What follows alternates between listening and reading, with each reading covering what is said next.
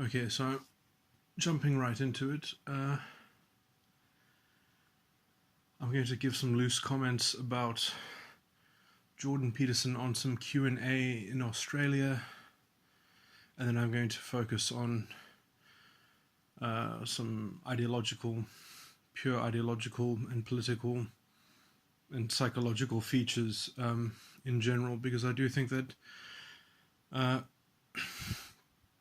there is a almost a it's part of, I think, an element in the intellectual dark web, that there is an accumulation, hopefully, of some critical thinking that moves towards having an integrated scope of these sorts of matters, which I will collectively always center around what I would call psychological politics, although I haven't properly introduced that subject, and that is something that I will have to do at some point, although it being such a vast subject, it's not going to be easy, but perhaps I will try to trace at least a single inroad into that kind of field, into establishing that kind of field. But still, there is at least with critical thinking on what is going on, there is at least some scope to vital features of that, and thinking that would anyway be supportive of collating towards some general observations. Okay, let me just get straight into it. So I didn't even watch the whole Q and A thing. I think I got about halfway through. It was painful to watch that kind of format. I almost want to be some secondary critical angel on his shoulder, almost asking him, why did he put himself in this situation in the first place? Although I'm sure even bad incidents or mediocre incidents become the fuel of some future critical work, or form part of a body of experience which is valuable in judging it after the fact, or deconstructing the elements of why it is so mediocre or problematic. I mean, the format of the show is well, there are three things I want to say about the format of the show, I guess, but one of them is that there is,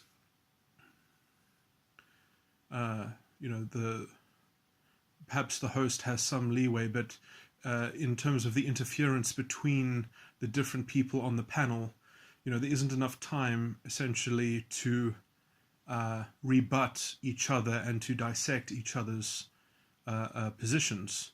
And you have to remember that so-called liberal politics has been, kind of bred to dominate and survive that low-resolution format, as it were.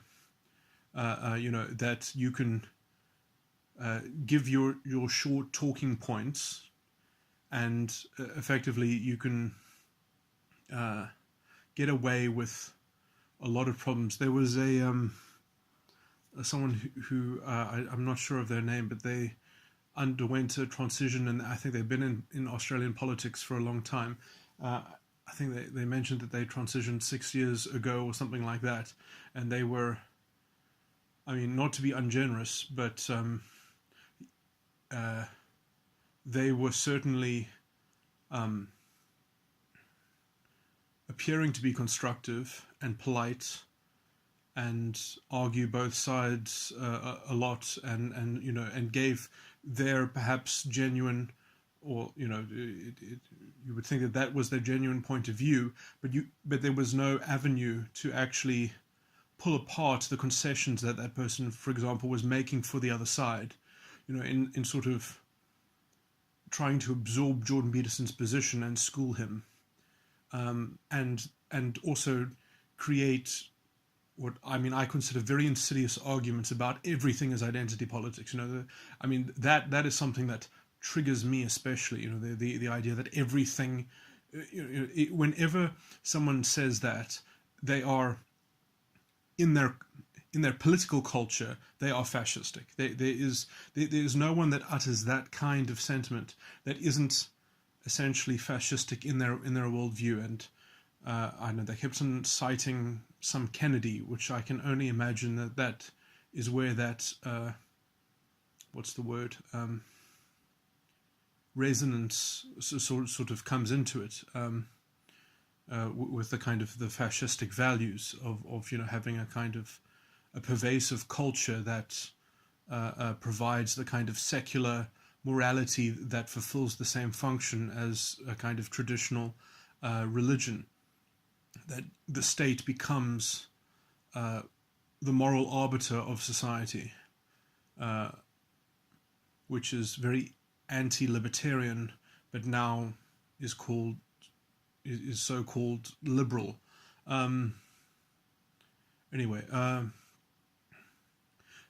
okay, I didn't even dissect their position there. I was just literally complaining about it. But I mean, there was no way in the program to actually, because it's a device of sophistry on some level, to essentially appeal. It's appealing rhetoric to make those kinds of bargains, as it were, but there is no avenue of reply in that format, and so essentially that tactic steamrolls the entire narrative. It just kind of absorbs the entire narrative, and I find that to be intellectually unfair.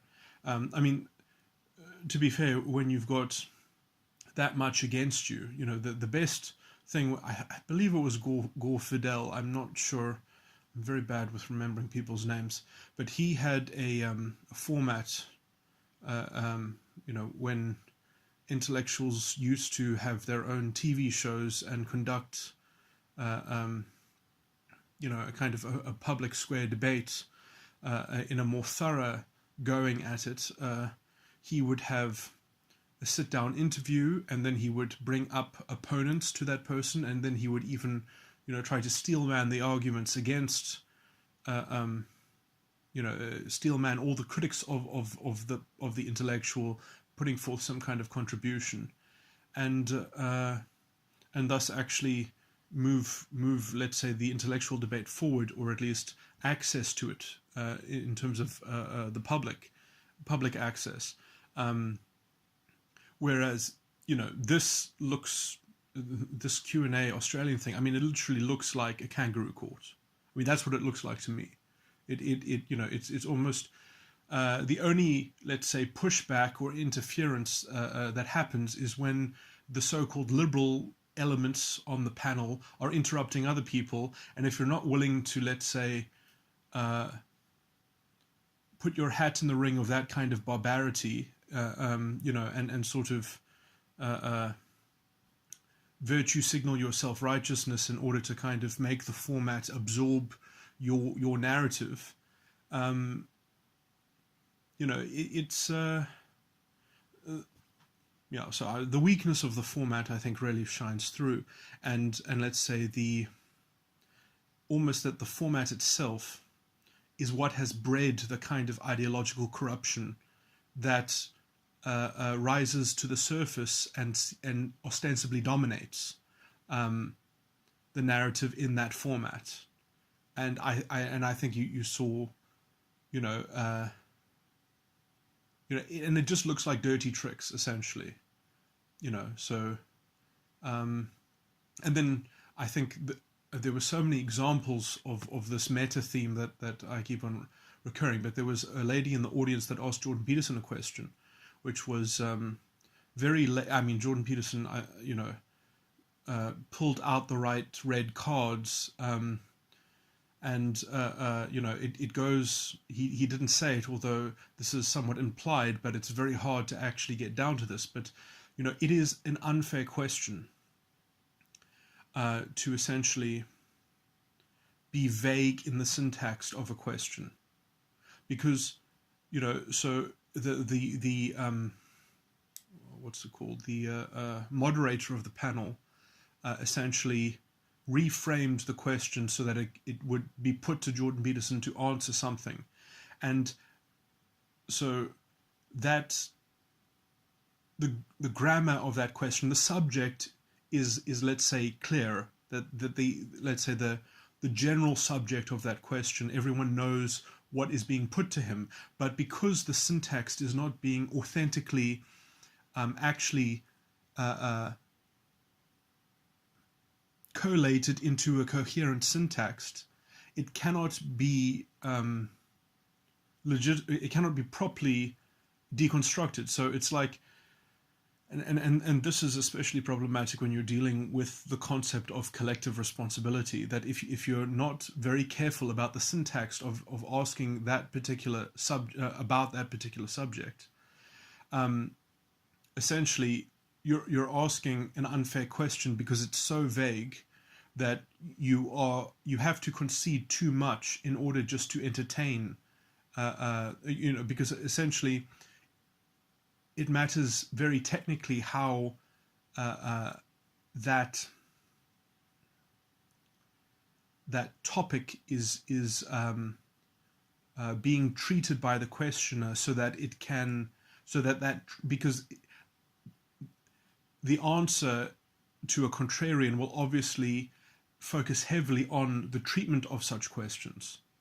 And so when you are allowed to essentially ask the question without actually providing syntax in that question, and it's just sort of vaguely brought up to you, to answer the vaguely worded subject matter, which is precisely clear. So it's the technical specificity in the question is vague, but the generalized topic, essentially, which is representative of a whole ideological inbuilt, now this is what I wanted to start getting into the psychological politics of, because I can break this down, although I'm not that good at it appears getting people to follow my line of reasoning, but let me try as I might communicate the very convoluted issues, because that is in fact what is happening when this kind of real-time situation is happening. When you actually parse it, when you parse what is going on,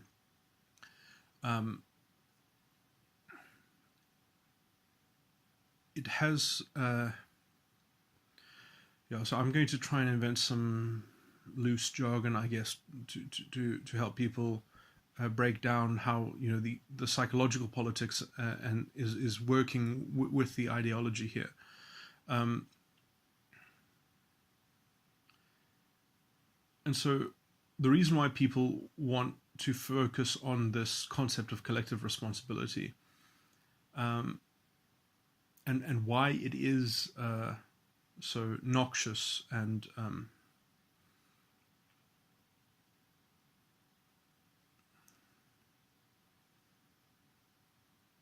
why it has so much almost pathology attached to it, and I mean in the people who, and this was even alluded to by Jordan Peterson, but why there's a codependence to these sorts of framing of the narrative. Now so I don't know. I want to make enough titles about what I'm going to talk about before I start talking about it, just so that I can go back to those various topics that I'm involving in this, because there are a lot of things happening at the same time. But it's always, I understand how hard it is to follow when you're just sort of being so wordy about what you're about to explain. Okay, so I guess I will just rush in and then try clean it up afterwards, perhaps, just to make progress. But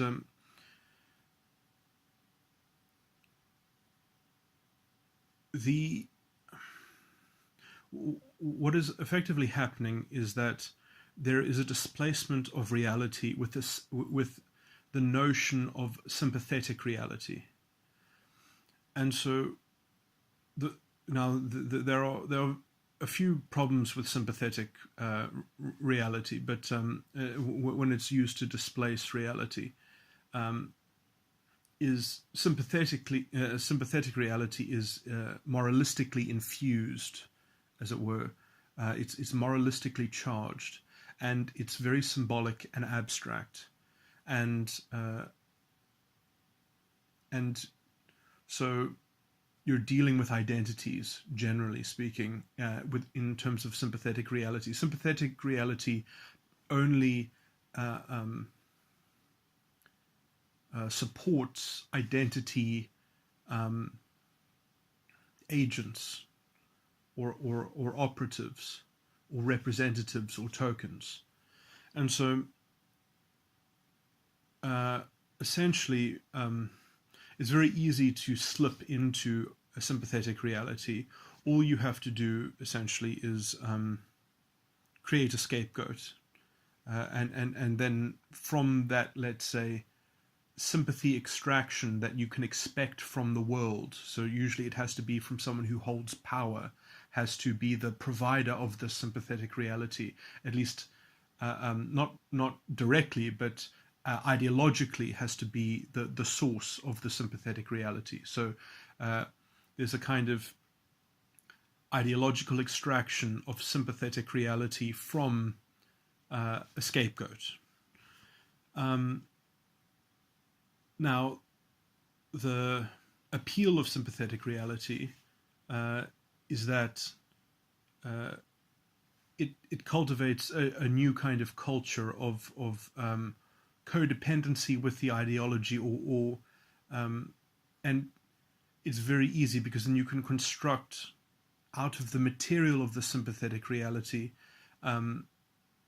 everything that you construct out of it has this, at least, imaginary quality attached to it, that it can last forever, that it's sort of time immemorial, that it will march on forever.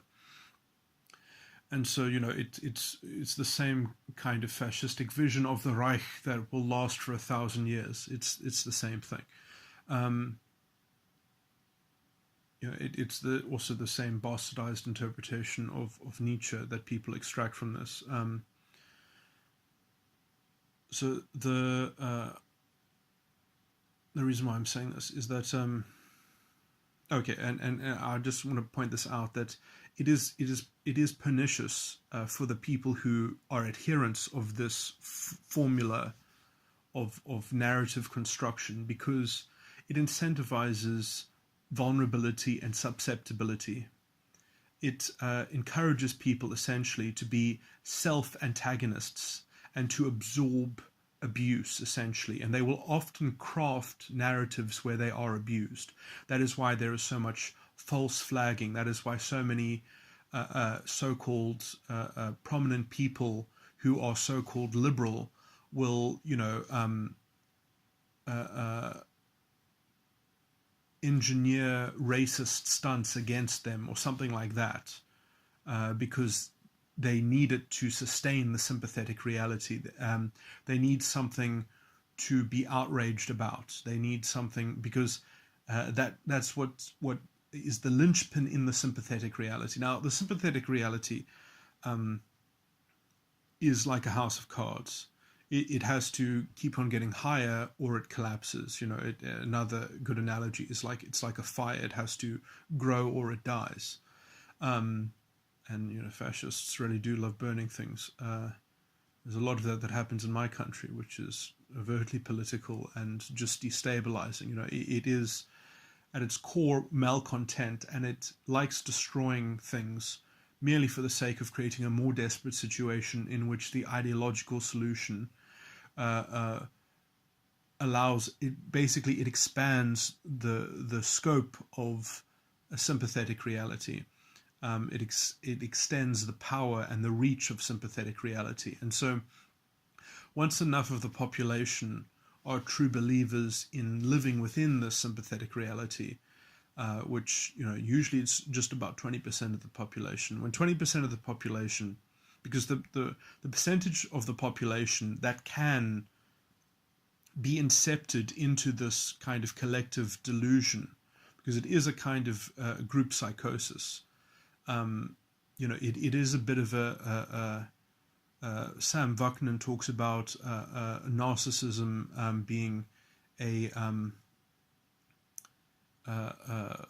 contagion, a social pandemic, there's definitely a lot of his work is very relevant to this, because that is something that is protected within the sympathetic reality, is pride, essentially, and then within the sympathetic reality you have a purpose, which is to ostensibly within identity politics, is to equalize the pride of all groups and the power of all groups, is to bring equilibrium. And so you need to have some kind of guardian of the sympathetic reality. Now, the guardian of sympathetic reality is something like the Führer principle. Now, I'm actually not going to be able to talk so well off the cuff, so let me just quickly find the notes that I was writing about this. I made more careful notes earlier, which I'll probably go back to, but this is the constant reliance on paternalism, the generation of identity politics, issues and concerns, the kind of easy assumption of vulnerability and wholesale adoption of an unqualified, collectively owned susceptibility to justify a guardian of the faction, to promote the interest of the faction by allegiance to the guardianship principle. This is the Führer principle, but it is only premised within a sympathetic reality, of which there is aggressive systematic control sought to be asserted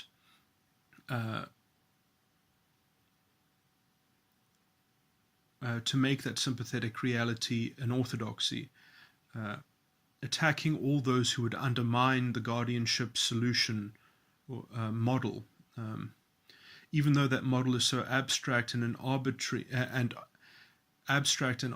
in its promulgation of a convenient prejudice that allows for in-group theft by the diversion of out-group scapegoating. The guardianship principle is the convolution of both reality into an ostensible sympathetic objectivism, while it similarly conflates an ideological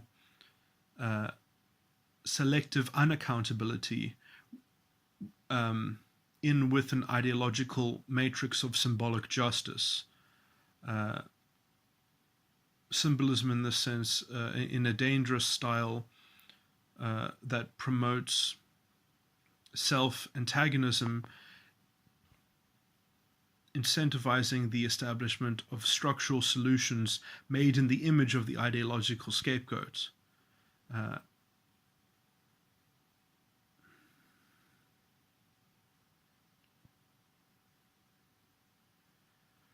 Where it's not even displacing any real hegemony, but inventing a hegemony on the back of a collective delusion and collective paranoia.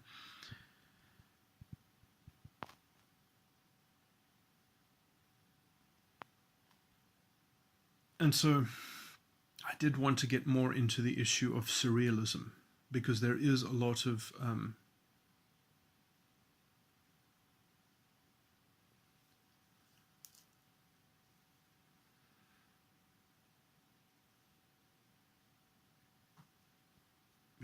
that's funny, because I just wrote a whole lot about surrealism, and then I've just heard Jordan Peterson say the word just recently, but perhaps that's the collective unconscious at work.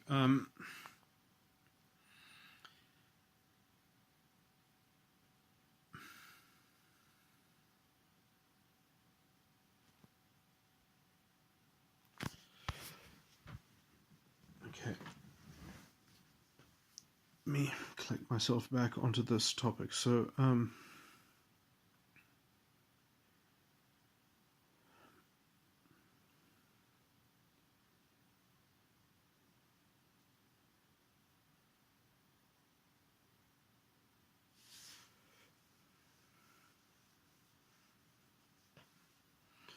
Yeah, so I mean, within this Q and A format, I mean, I was seeing a huge element of surrealism from the person who had the transition 6 years ago, in their adoption of the. I don't. I know this is perhaps slightly too unfair an intellectual complaint to make, because essentially it was the weakness of the format of the show. And, I guess Jordan Peterson doesn't want to look like a malcontent and make the right technical footnotes, as it were, in saying, well, I have more to say about that.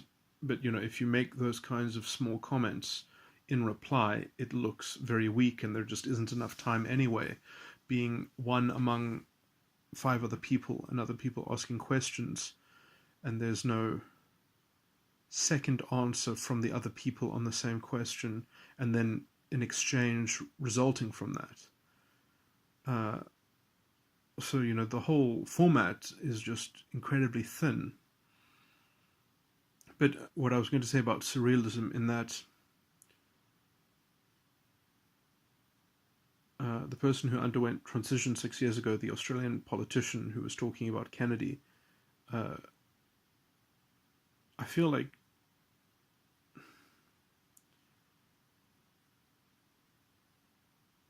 they did not treat, let's say, the intellectual integrity of Jordan. That was just completely, what's the word, transparent, and so it's, it was just like this kind of, and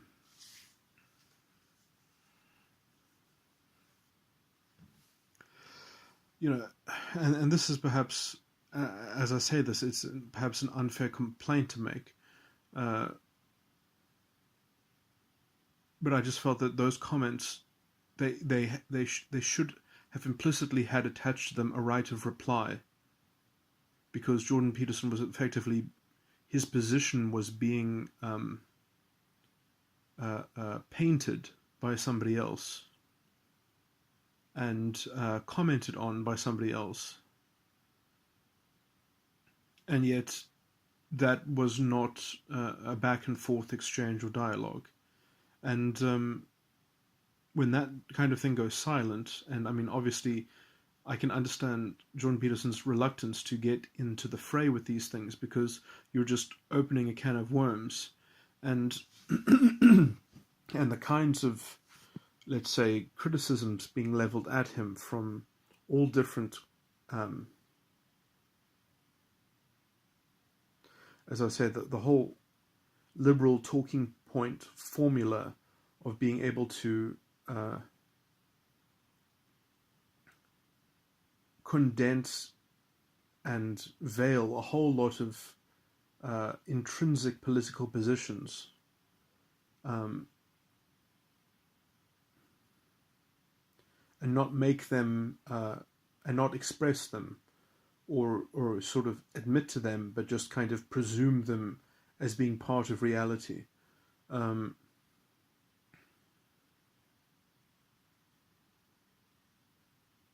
That to me is, talking about perhaps too vague a subject now, but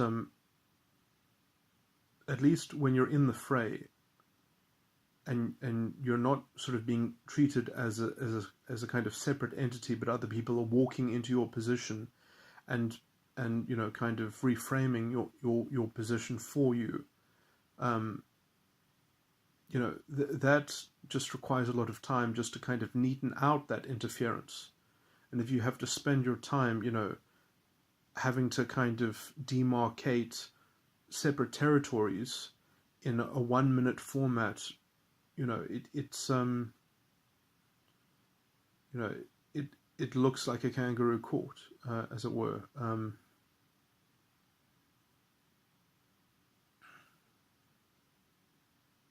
And all of the kind of the arguments being made against Jordan Peterson's position and for the virtues of feminism and such by, I mean, you know, it's like these people, they don't have any intellectual grasp of the subject. I mean, they have, I mean, you can clearly only be able to perpetuate these kinds of beliefs by essentially being completely immune or insulated to reason. That they have such a stringent emotional tactics in order to drown out and close their ears, because you didn't already agree with them, because you didn't already buy into the premise of their sympathetic reality. It just would take a bit of time in order to dismantle that, and it would require let's say, an intellectually rigorous format that would actually, where you would be able to address both the interlocutor and the audience directly, and to keep track of both of those lines of address, as it were, to see if you can use those two separate lines together to kind of make progress against dismantling the very specious and kind of, I mean, the kind of reasoning that keeps these kinds of low resolution, simplistic identity politics solutions viable is, you can't even call it reasoning. I mean, it's a form of unreasoning. I mean, and it only gets by essentially by being able to reduce the other person's position to a 1 minute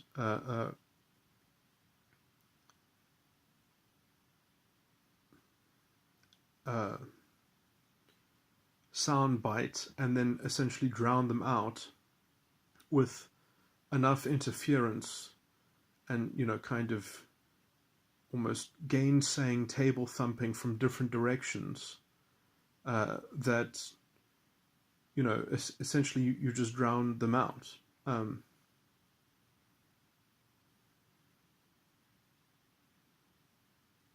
With convolution, essentially, you muddy the waters enough to make it impossible for them to even conserve the grammar of a clear position, never mind actually testing it against other positions. So it's effectively a kind of disintegration tactic. And watching people go through the various threads, or the various strains of the kind of the very viral talking points, which under any other or long form, it just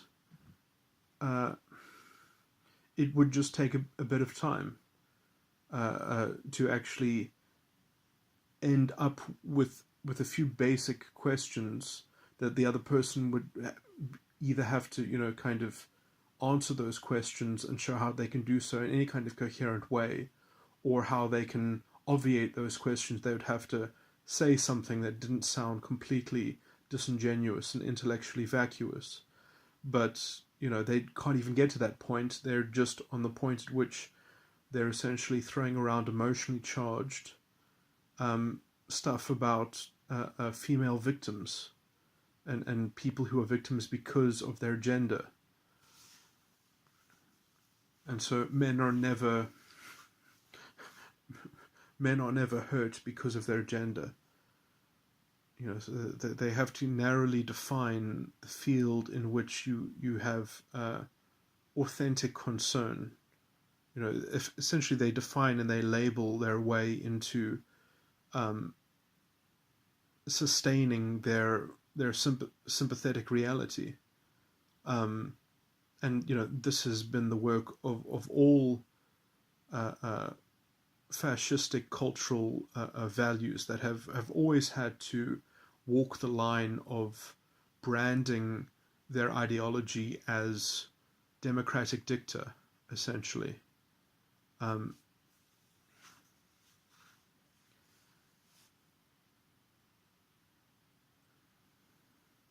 but, sort of having any kind of political power given to that kind of mob justice, and that really is the best way of just kind of reducing its intellectual purchase. And they always talk about the kind of the academic cronyism, which is essentially, as far as I can see, they are the grand dragons of the KKK, with their pretentious intellectual authority, giving them the vestiges and vestments of a prestige in which they can conduct this groupthink and the slave morality, which has a program for essentially extracting self-worth out of vassals that make themselves available to the self-antagonism and the bad acting, and I mean, when I say bad acting, I mean, like, because they're bad actors who are just waiting to have abuse recorded against them. They are literally, within, let's say, not within the realm of feminism and gender, but in the realm of race. Effectively, you build a culture around race baiting.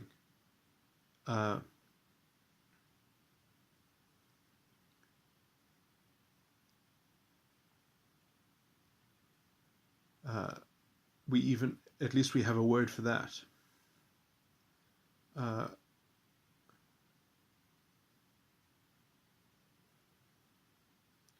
So, I don't know if we have structural racism, but we definitely have structural race baiting put into the law, essentially.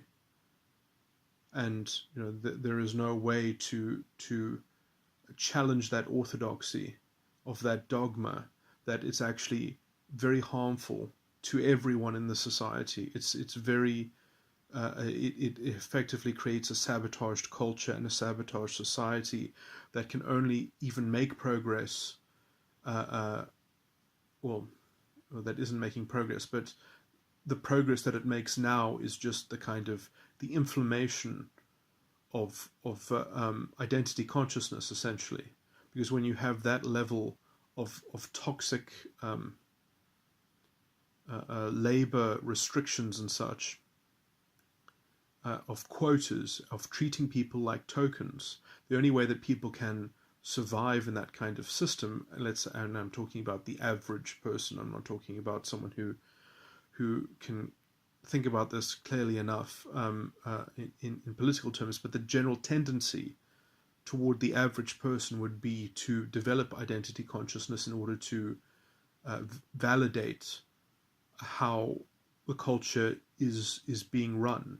I mean, in fact, if anything, the experience of the new South Africa is just how easy it is for people to effectively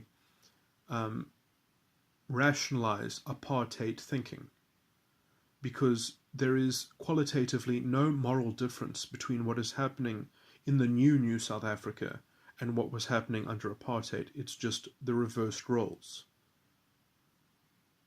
The outcome is not improving, and you can say that, well, yes, this ideology even fails in its own outcome because it's only able to support a very select few beneficiaries of its of the politically entrenched classes. That the corruption and the in-group tokenism only helps some people, and they're politically connected people, and so the symbolic justice is very easily corruptly administered, and the failure of that administration to bring about broad-based transformation and development is just scapegoated onto the outgroup. So you can be even more corrupt, and in fact you can justify your failure as the need to have more radical control and influence over resources within the society until you get an absolute concentration of power, so that there can be no question. So effectively they've got their own internal mechanism where they're saying, well, actually we would love to be in the position where we were accountable for our own failure, but because of history we just can't. And so, essentially we can do whatever we want, and there's no limit, essentially, to how much we can essentially go for radical solutions. And as they fail more and more, and as they create a more generalized systemic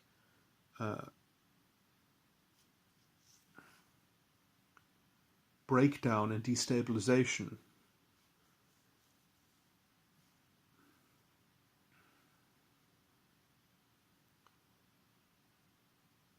they just have to generate a little bit of superficial antagonism or narcissistic injury to justify being more brutal and radical.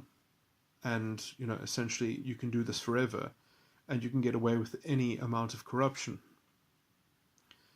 And you've got enough true believers who actually, this is how they actually prefer society to be. 20% of the population is in the beta quadra of personality style, using socionics as an approximate description. They love group politics. They love being the police of some kind of moral rule, because they are so kind of sadistic. They need to find a convenient way to sell their sadistic interactions as some kind of social utility or something like that. And so, these have always been the people on the borders of policing prejudice, essentially. I mean, they feed off of prejudice. They need some kind of excuse in order to justify their corrupt behaviors. The best stereotype or of this, I would say, would be like an Italian mobster or mafia kind of person. If you think about the level of self-pity that brings a kind of integrity to how they justify selling protection to people. That's it in a nutshell.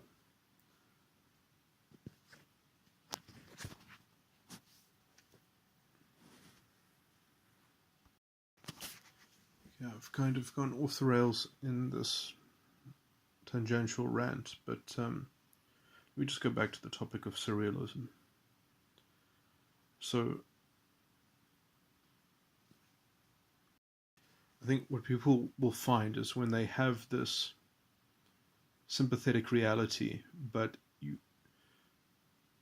which is where you want to operate as an individual, because that's the ideology that you subscribe to, and you've got this kind of, because it does provide this incredible hypothetical, imaginary, kind of armchair, that you can be part of this intelligentsia that's administering the identity arbitration over your society, and that's how order is kept. It's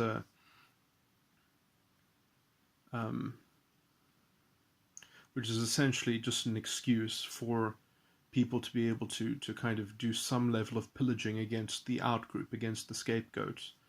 It's a very brittle kind of culture that actually gets more and more stupid as the labeling system has to accommodate and solidify how this stuff works.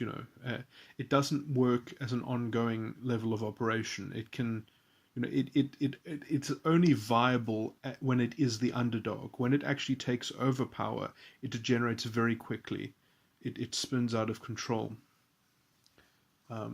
psychologically, because effectively you have told people that they are not humans. They are like dogs. They have breeds, and they just run with their pack, and all that exists is the relativism in their pack. It has so many features that are, if they cannot find the scapegoat to sort of extract the value from, the self-worth from, by destroying, they anyway, I'm not going to get there's a kind of bloodthirst implicitly in this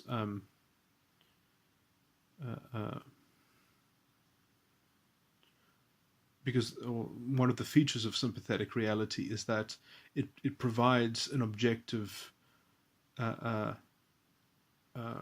way of accounting and reducing reality into that system, so that you can do things like zero-sum mechanics. That's where the security of the imagination comes from, and that's why it is appealing to people.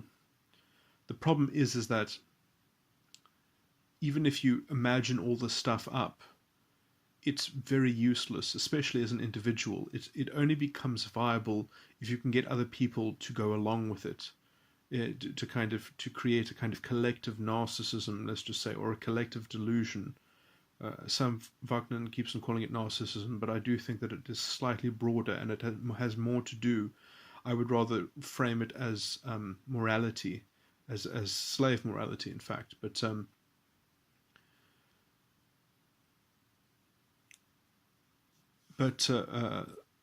in the Nietzschean sense. What's my point? Is that what was I just saying?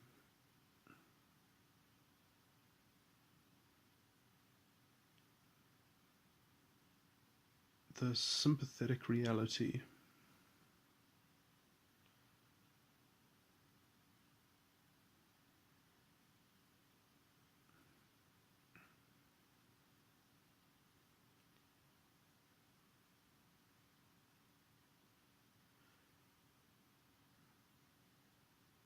Yeah, so there are people who have this by themselves. But if you can't share it as a group, then you have no way, in essence, to summon it into being. It's going to be too hard to essentially, what's the word? To orchestrate this by yourself. You have to get into some kind of group, or you have to infect a group with this kind of operating system. And so people do share psychologies with each other when they communicate with each other and they know each other, and they imprint, let's say, a history or a pattern or a signature of their way. And in that sense, people do have independent perspectives. I wanted to use that word independent in a more abstract way. This might be a bit confusing, but people do store even ways of thinking in their knowledge of their relationships, as it were. So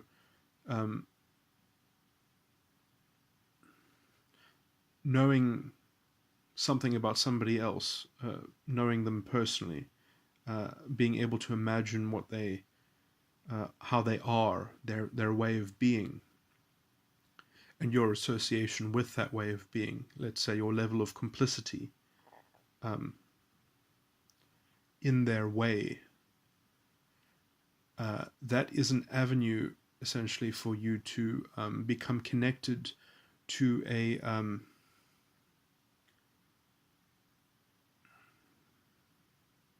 it's I'm not going to get too much into the philosophy of this, just wanting to talk about the features of itself, but let's just say that is somewhat how subculture establishes itself and operates. And, let's just say that there are multiple subcultures that interpenetrate each other and such. And that, there are overlapping subcultures that people belong perhaps to many and various. I'm perhaps using subculture in a more loose way, but I've given a little bit of a description of it. And I do think that these subcultures are infused with almost to use another loose jargon, the psychological politics of the people involved in calibrating it, setting it up, by the confluence of their different ways of discerning and being and such, and their level of complicity in how they, at least how, in an imagined way, as a collective, they might all respond or behave or act in various amounts of situations. And so in that hypothetical sense, or now I'm using the word hypothetical too much, and I perhaps want to separate, but in that way,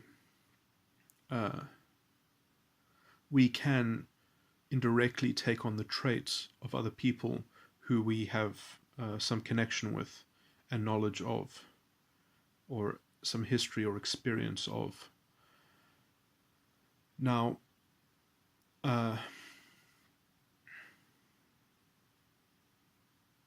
when enough people of the type that I was describing earlier, of these beta quadra types that perhaps as individuals set up the sympathetic reality, but when, let's say, when the wheel of time moves on slightly, and we're in one of the ages or some such thing.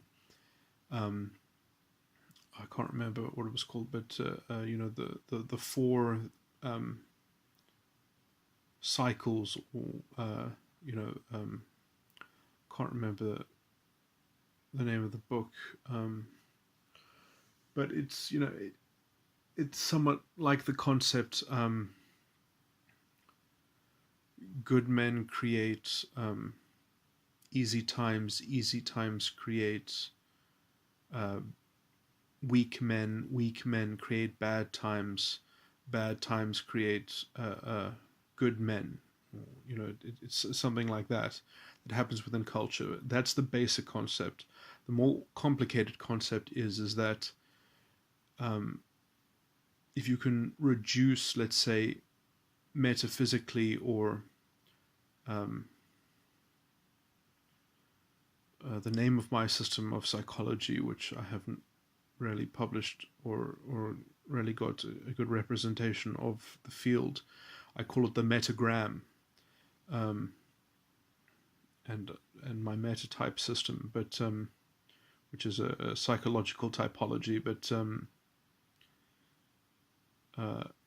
which is such an immense field that I'm not even going to try to introduce that here.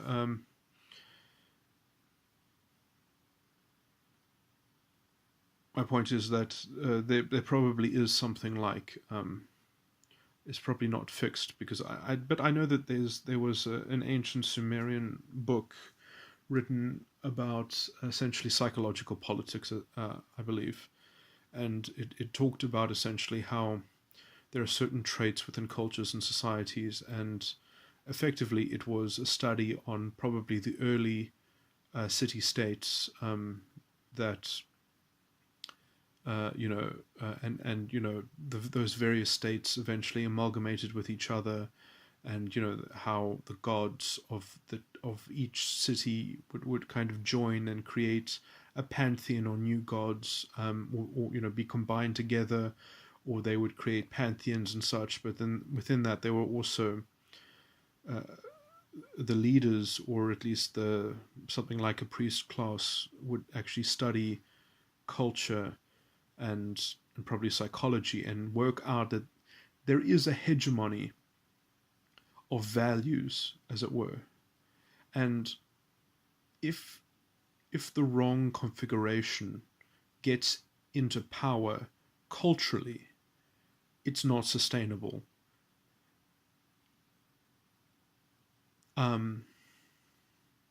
It's something like the concept of plutocracy, but on a kind of psychological, cultural level.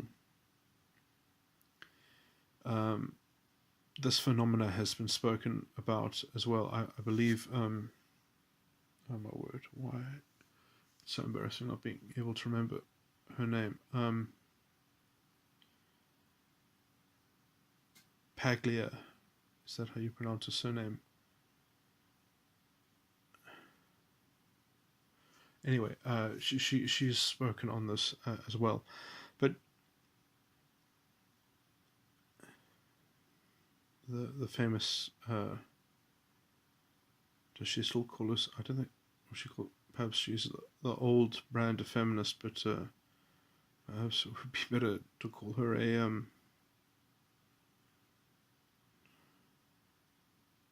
men's rights activist, perhaps. I don't know, but anyway, okay. The point is that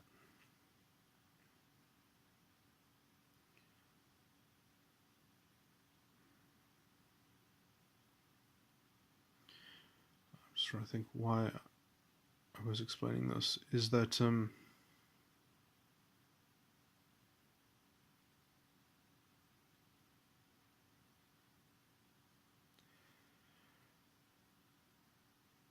that there is as it were, a game of cultural dominance being played between different systems of psychological makeup. It's very hard to bring that level of interpretation into a kind of clear picture, but there is, this can be described in many ways, because when you're dealing with psychology, you can sort of reduce it into angelic and demonic themes as well, and such. But anyway,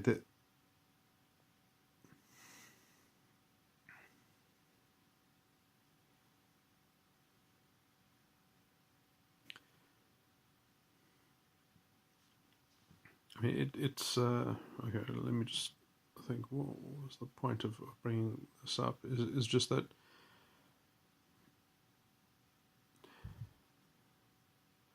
cultural values come from psychological values, and psychological values come from specific temperaments that people have. And so, a lot of the time, individuals can make huge changes, but probably not in the ways that they understand or know. And it only comes essentially from innovating, but you can also innovate in this particular field of psychological politics in a way that is that isn't obviously an innovation. Like, it could be a repetition of something that happened 3,000 years ago, but because it happens in a different context, it's innovation in the realm of psychological politics. And so, but in some sense, there are, let's say, averages of grinding gears and motions that are gone on. But again, if you innovate enough, you can be the little cog that changes the whole motion in the whole system, if it's positioned well enough to have some sort of cascade effect. And so, because it's all interrelated,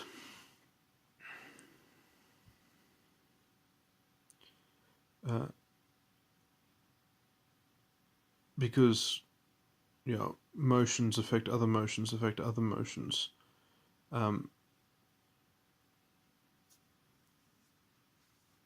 The system itself is alive through its organs of contributing individuals. As fixed people are in their programmed robotic motion, eventually you get into a configuration and you get long-term trends, something like those 4 ages and those cycles that repeat themselves. But it is important to have as a goal, let's say, breaking the wheel, dismantling it. And I do think that we are at such a nexus, an opportunity, perhaps not to save everyone. And when I say save, I don't mean in some material sense. I mean in the intellectual sense. But I don't think it's necessarily important that everyone, has to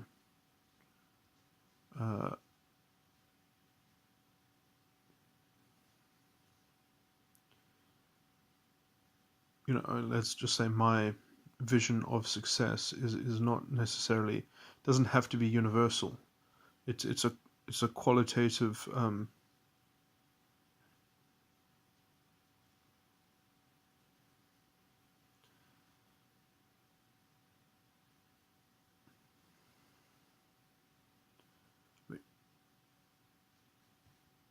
okay, that's a topic that I would have to qualify enough to make sense. But so let me just stop talking about that. But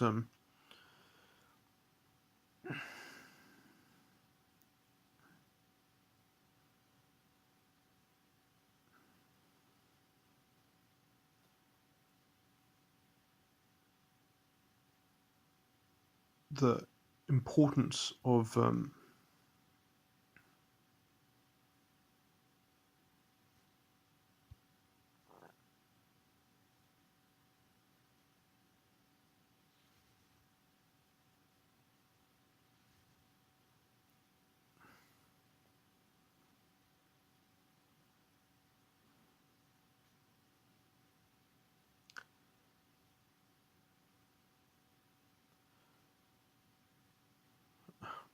perhaps gone too far up the chain in terms of thematic analysis, but to go back down,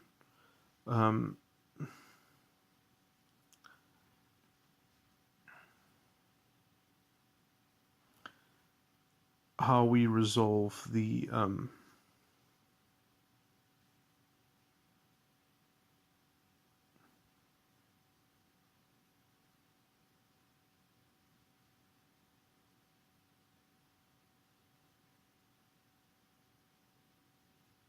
how we get to break the wheel of time, as it were.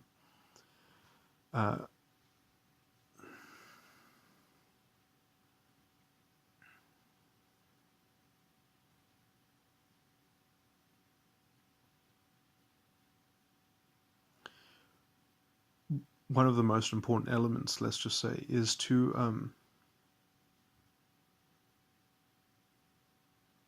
get some general public knowledge of the psychological politics, to immunize as much, or at least a culture, or as much of culture as possible, against beta quadra values, which are pernicious and toxic.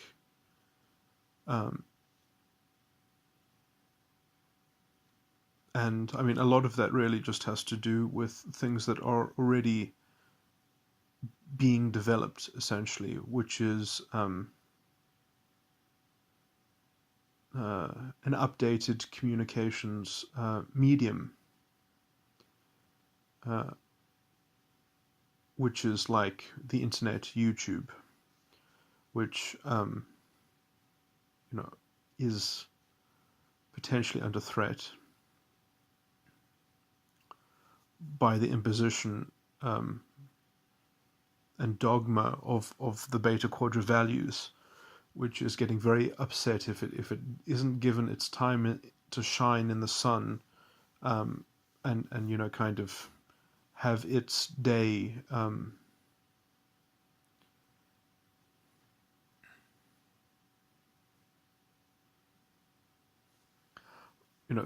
Following the usual trends, and the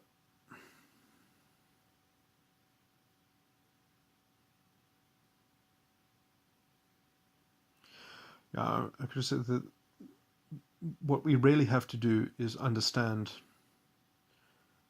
or have a more general understanding within, let's say, earshot of the average person, or common knowledge about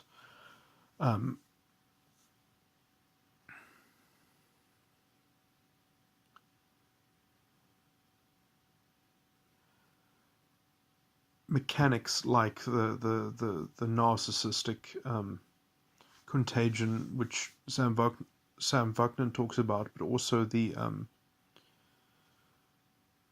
what I would just call them beta quadra values, and understanding the kind of the inception that takes place with the sympathetic reality.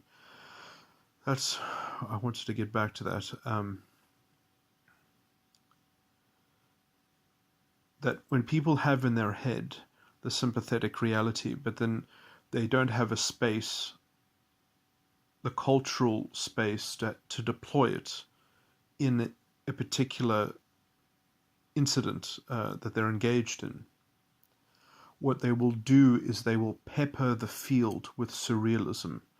They will try to create a scenario in which they can trigger the appropriateness of their orthodoxy, of their sympathetic reality. They need a way, effectively, to incept you into your sympathetic reality. And thank goodness that we're still at the stage where you can have some chance of not being automatically incepted, because obviously when these people control the state, when they control the police, when they have the police on their leashes as dogs, as attack dogs, when you have the police state, then it's obviously no longer that you have, let's say, the civil liberty to resist. They compel you to be incepted. In fact, if you don't offer yourself as already being a member of their sympathetic reality matrix, that you don't already operate under those rules and under the arbitration of your identity by their concentration of ideological power, which secures everyone's hypothetical. If you look at the Brexit debate, for instance, they, the people who don't like Brexit complain that the Brexiters. I do think that this argument doesn't really work so well. The arguments against the Brexiters don't work so well, because effectively Brexit was that. On the level of security, we might not do well, because there won't be anything guaranteed to us. But we'll have to do it ourselves. We'll have to make a go at it. We'll have to actually do it forthrightly. We'll have to do it under our own steam. That is effectively, let's say, the spirit of Brexit. I'm not going to talk about the actual situation too directly, but I'm just going to ideologically show that there are some similarities in theme. That when that is your general philosophy, and when someone's saying, no, but the world is so vicious and nasty and cruel, we need a reliable source of sympathy to stabilize us.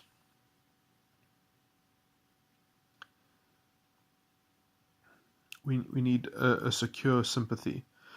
Now, as soon as you're on that track, you get bound very quickly.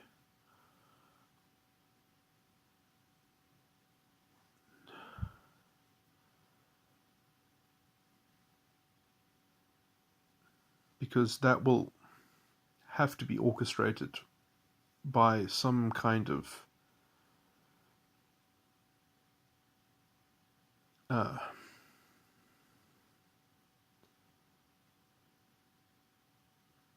superficial prejudice, where lines are drawn, labels, a labeling system, a conventional labeling system becomes imperative to the functioning of that, or the persistence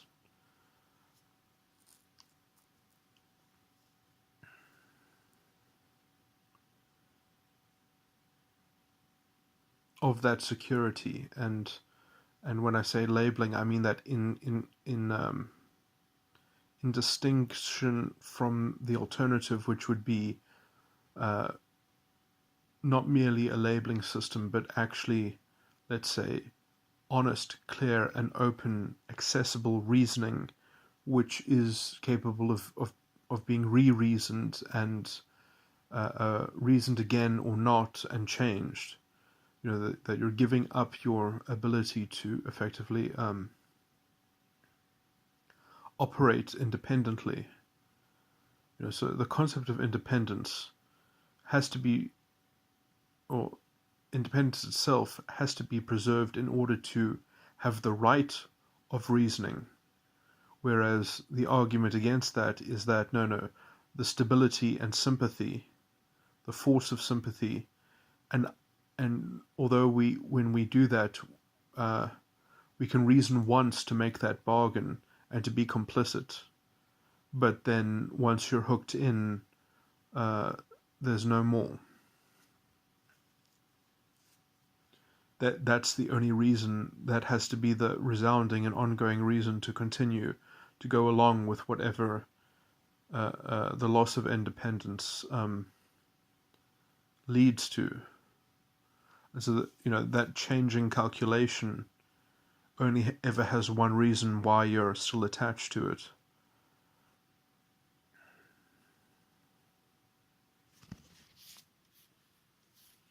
I mean, this is unfair because I'm just making this a purely philosophical point. So I don't mean to get into the ring of British politics at all, but that is effectively the functioning of a slave morality. It operates in that same formula.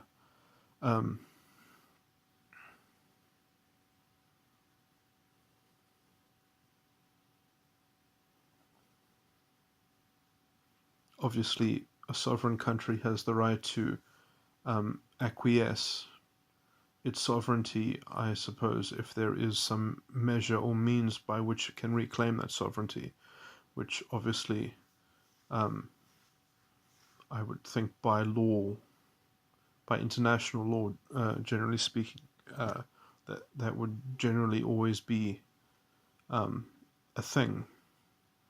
There would always be a route, or possible at least.